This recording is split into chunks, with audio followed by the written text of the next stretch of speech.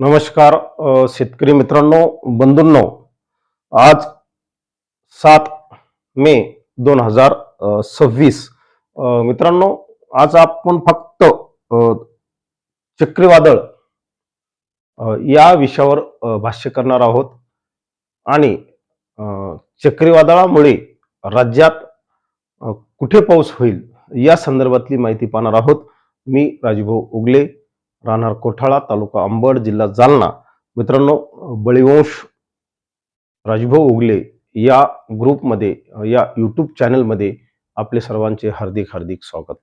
मित्रांनो, अ, हवामान अंदाज समजण्यासाठी सातत्याने व्हिडिओ पाहणे, त्याला फॉलो करणे, मागच्या व्हिडिओचा संदर्भ हा पुढल्या व्हिडिओमध्ये असतो.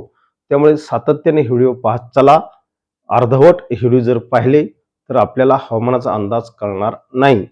ही एक नम्र विनंती आपल्याला मी करू इच्छितो. मित्रांनो, हे जे मॉडेल आहे हे ट्रॉपिकल सिस्टीम बद्दल म्हणजे चक्रीवादळाबद्दल सांगणारे हे मॉडेल आहे.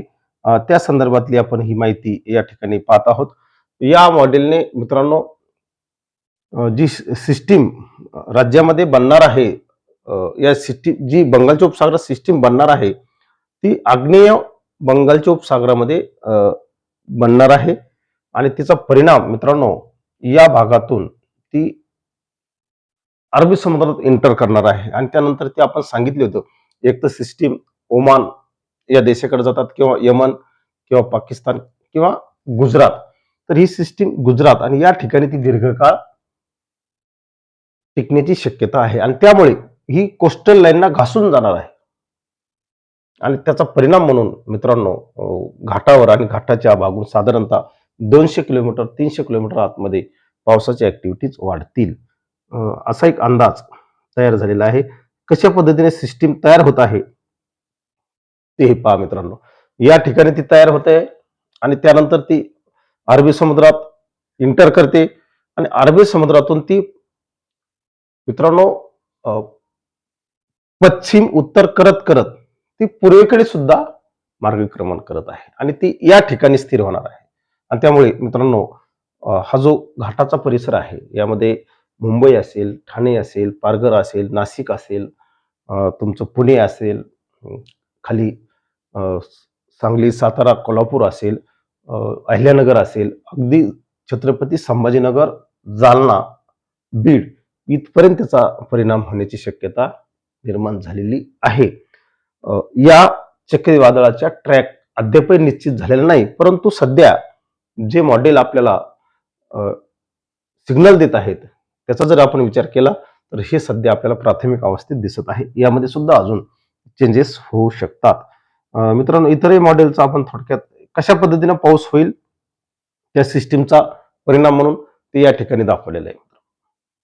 लक्षात घ्या, संपूर्ण दक्षिणेकडे तर मित्रांनो जबरदस्त पाऊस होणार आहे, कारण ही पावसाचेच प्रदेश आहेत. शक्यतो बंगालचा उपसागर, अरबी समुद्र, श्रीलंका असेल आणि हा भारताचा जो निमुळता भाग आहे याला द्विकल्प असं म्हटलं जातं, जो की समुद्रात घुसलेला आहे.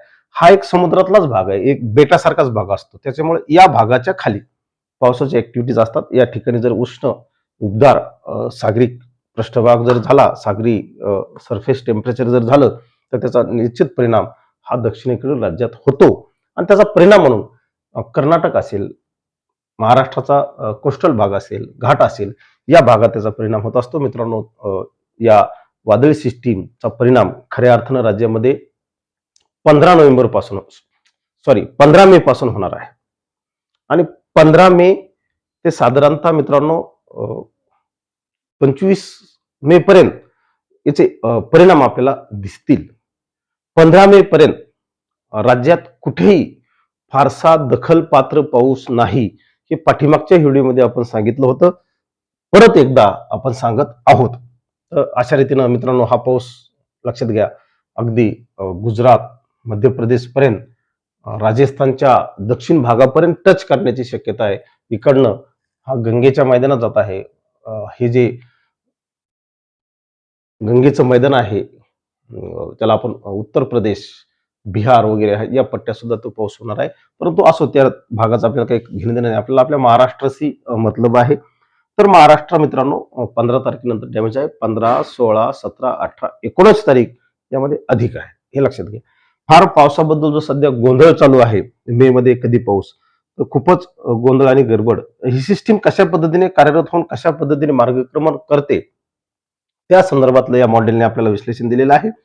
हे पहा, आग्नेय बंगालच्या उपसागरात ती तयार होते श्रीलंकेच्या पूर्व किनारपट्टीवर आणि ती करत करत दक्षिणेतून तिचा प्रवास होते. सध्या सर्व मॉडेल आपल्याला हे इंडिकेट करत आहेत आणि अशा पद्धतीनं ती जाऊन इकडे जाते परत आणि परत मित्रांनो ती गुजरातकडे येत आहे. गुजरातच्या किनारपट्टीवर येत आहे आणि त्यामुळे मुंबई आणि हा परिसर नाशिक सुद्धा यामध्ये डॅमेज होणार आहे मित्रांनो. नाशिकचा भाग सुद्धा समुद्र सानिध्याला जवळ असल्या कारणानं नाशिकवर त्याचा परिणाम होणार आहे. इकडे सोलापूर आहे, पुणे आहे, अहिल्यानगर आहे. या भागात छत्रपती संभाजीनगरचा एरिया सुद्धा यामुळे प्रभावित होण्याची शक्यता निर्माण झालेली आहे. परंतु लक्षात घ्या 15 तारखेच्या नंतर, आधी नाही. हे पहा, या मॉडेलने सुद्धा ही सिस्टीम परत इकडे जाते आणि परत या भागाकडे येते. हे असे सातत्याने आपल्याला मॉडेलमध्ये सुद्धा तफावत आहे. मॉडेलमध्ये सुद्धा अद्याप या सिस्टीम बद्दल एक वाक्यता नाही. आणि मित्रांनो, हे संबंध पावसाळ्यामध्ये असंच होणार आहे. अल निनोचा कालखंड आहे. मॉडेल एक दाखतंय, एक मॉडेल एक सांगतंय, दुसरं मॉडेल दुसरं सांगतायत, एक हवामान अंदाज वेगळं सांगतंय, दुसरा वेगळा सांगतंय. तुम्हाला सातत्याने अनेकांचे व्हिडिओ पाहावे लागतील.